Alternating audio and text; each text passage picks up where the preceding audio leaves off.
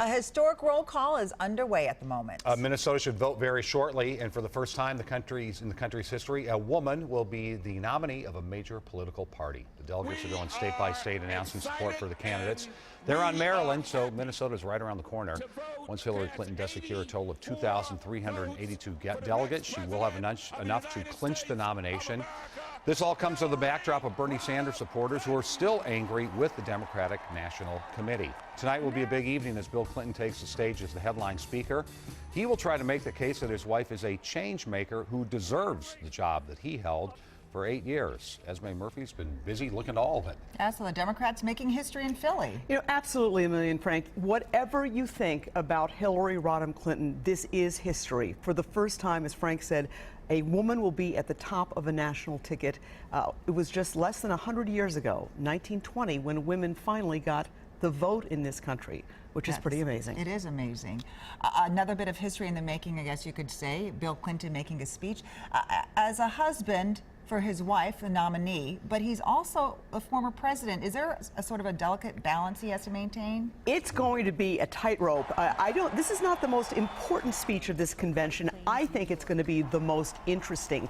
He has to make the case for her without overshadowing her, both in terms of the speech itself, and he is a better speaker than she is, but also in terms of policy. He does not want people thinking that he thinks this is going to be his third term. And then you go back to what degree does he go back into his own record? This was 25 years ago that he was elected, before 9/11, before the internet. It's 25, but it almost seems like 50. And while there were successes in his presidency, the economy was doing great, there were also enormous problems, many of his own making, notably the Monica Lewinsky scandal, questions about how much he can be trusted, and against the backdrop of polls that show that she can't be trusted, a majority of Americans don't trust her. There are a lot of questions about how he's going to make this speech. Oh, you're right. It will be interesting. That's Absolutely. a lot of stuff going on. That's well said.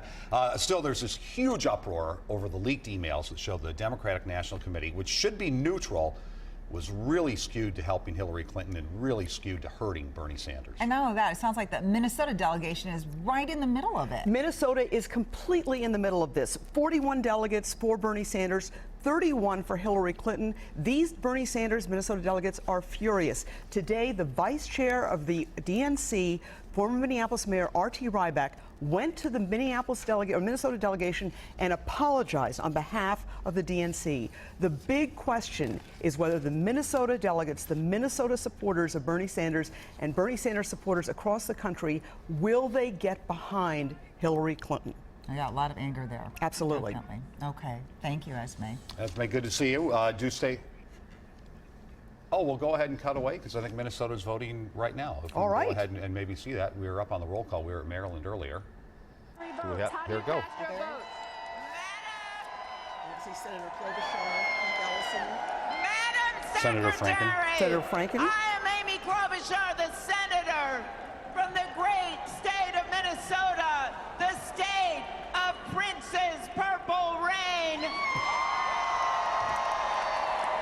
and the birthplace of Tim Kaine. The state of Governor Mark Dayton and Senator Al Franken. The state of Walter Mondale, the first person in American history to put a woman, Geraldine Ferraro, on a national major party ticket. And Minnesota is the home of Hubert Horatio Humphrey, who at the 1948 convention in Philadelphia called on delegates and to the nation to get out of the shadow of states' rights and walk forthrightly into the bright sunshine of human rights. Cast 47 votes for Bernie Sanders.